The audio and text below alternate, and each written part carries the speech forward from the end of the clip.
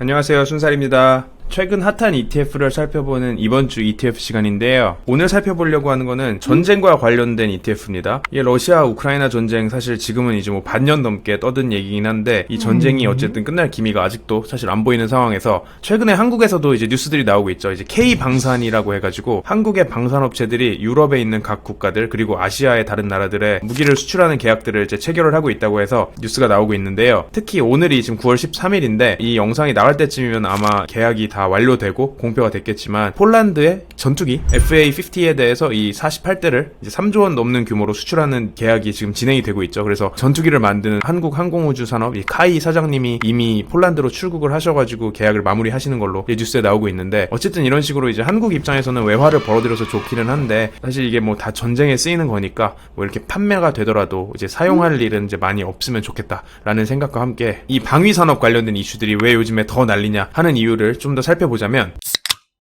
이게 뭐 러시아 우크라이나 전쟁 말고도 사실 중국과 대만과의 이 잠재적 전쟁 그리고 이제 미중 갈등, 이 모든 게 얽히면서 전 세계적으로 사실 30년 전에 이제 미국과 소련 간의 냉전이 끝난 이후로 국가 간 긴장 사태가 이게 최대치로 치솟은 상황이죠. 물론 그 동안에도 이제 중동에서는 계속 전쟁이 벌어지고 미국도 이제 테러범들을 잡고 하는 이런 상황들이 있긴 했지만, 어쨌든 이런 식으로 전 세계가 글로벌 단위에서 이제 세력이 나뉘고 있는 거는 되게 수십 년 만인 것 같은데, 어쨌든 이런 식으로 러시아 우크라이나 전쟁 이후로 신냉전이 공식적으로 시작이 된 것 같은 느낌이죠. 그리고 전쟁이 격화되면 격화될수록 긴장이 점점 더 심해지면 심해질수록 웃게 되는 산업이 바로 이 방위산업일 텐데요. 사실 그동안은 방산업체들에 대한 평가가 좀 바뀌었습니다. 왜냐면은 성장의 한계가 있을 거라고 사람들이 생각을 했습니다. 이제 무기라는 거의 특성상 수출처가 이제 국가로 제한이 되겠죠. 대중이 살 수 있는 것도 아니고 뭐 기업이 사는 것도 아니고, 이게 정말로 국가 단위의 딜을 하다 보니까 이게 뭐 예산안 편성부터 해서 이게 쉽게 시장 논리에 따라 결정되는 게 아니라 정말로 이제 너무 거대한 이 의사결정들이 이루어지기 때문에, 그리고 그런 의사결정들이 사실 뭐 시장이 탄력적으로 변하는 게 아니라 의사결정 한 번 한 번이 되게 어려운 문제들이겠죠. 애초에 무기 수출 자체도 의회 동의를 받아야 되는 이런 상황이기도 하고, 이 국제 관계들이 이런 다이나믹스들이 어떤 식으로 돌아갈지 사실 예측하는 게 현실적으로 불가능하잖아요. 이거는 뭐 오가닉하게 크는 시장이 아니기 때문에. 그렇기 때문에 이제 매출이 발생한다고 해도, 물론 이제 한 건 한 건의 매출이 발생하면 굉장히 큽니다. 이번에 K방산이다, K수출이다 나오는 것도 뭐 3조, 4조 이런 거대한 규모의 매출을 얘기하고 있기 때문에 한 번 발생하면 굉장히 큰 매출이긴 하지만 이런 매출이 굉장히 또 들쑥날쑥한 이런 단점이 있는 산업이기도 하고요. 그 반면 어쨌든 이런 무기들을 계속 개발하고 연구하고 유지하기 위해서는 비용은 꾸준히 들어가겠죠. 그래서 비용을 끊어내거나 통제하는 건 되게 어려운데 비해서 매출은 들쭉날쭉하고 미래 전망을 예측하는 것 자체도 불가능한, 이렇게 얘기하면 사실 절대로 하면 안 되는 산업인 것 같은데, 어쨌든 그만큼 시장 규모가 한 번 터지면 엄청나게 크다 보니까 이 방산업체들이 꾸준히 범국가적으로 이제 로비를 하면서 사업을 꾸려오고 있었죠.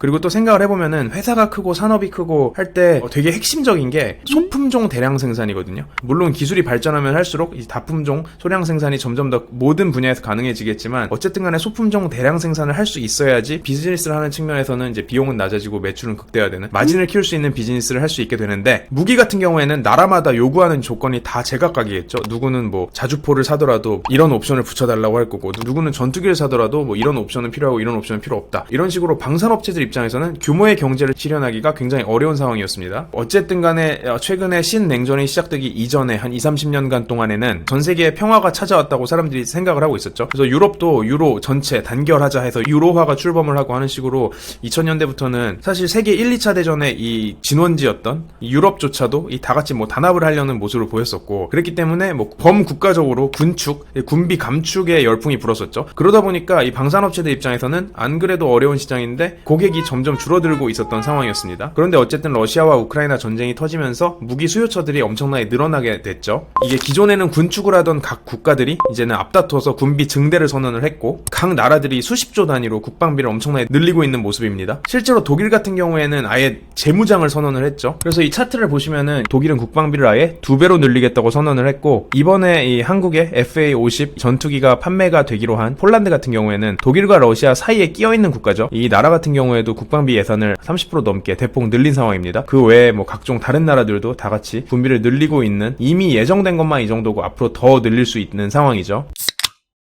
그리고 여기에 참고로 일본 같은 경우도 계속해서 군비를 늘리고 있습니다. 일본은 내년 국방비 예산을 올해 대비해서도 또 20% 넘게 올렸죠. 그래서 일본 방위성에서 내년도 예산을 위해서 제출한 자료를 보면 아예 새로운 무기들에 대한 이런 요구사항도 담겼습니다. 그래서 적기지를 공격할 수 있는 이 반격 능력을 가진 미사일, 예를 들어서 북한이나 중국이 일본을 공격해왔을 때 여기에 우리도 반격을 해야 되지 않냐, 이런 논리를 담은 국방비 예산을 발표를 했는데, 사실 일본 같은 경우는 좀 뜬금없게 들릴 수 있긴 한데 아베가 죽기 전에 계속해서 추진해오던 방향성이 일본의 군사력 증강이기도 합니다. 그래서 아베가 사망을 하면서 오히려 이게 더 단합이 되면서 더 속도가 빨라진 느낌인데, 어떤 흐름이었냐면은 사실 아베가 뭐 아베노믹스라는 단어로 경제에도 엄청나게 영향을 미쳤지만 일각에서는 아베가 일본에 가장 큰 영향을 미친 부분이 군사 그리고 방위 분야라고 보는 시선도 많은데요. 취임 직후부터 이제 동맹 강화 그리고 일본이라는 나라의 재무장에 앞장을 썼었는데, 기존에는 일본이 비무장 상태에서 이제 자위권만, 본인들이 이제 방어를 할 수 있는, 자기들 지킬 수 있는 자위권만 보장을 하는 이런 헌법, 평화헌법이 있죠. 그 헌법조차도 개정을 하기 위해 노력을 기울였었습니다. 그래서 아베가 있는 동안에는 헌법 개정에 실패하긴 했었는데 어쨌든 간에 2015년에 평화안전법이라는 게 통과를 했어요. 그래서 동맹국이 공격받으면 본인들이 직접 개입을 할 수 있도록 좀 더 적극적인, 기존에는 본인이 공격을 받으면 방어를 하거나 반격하는 정도였지만 이제는 동맹국이 공격을 받으면 군사 개입을 할 수 있게 만들어 놓은 상황이었고,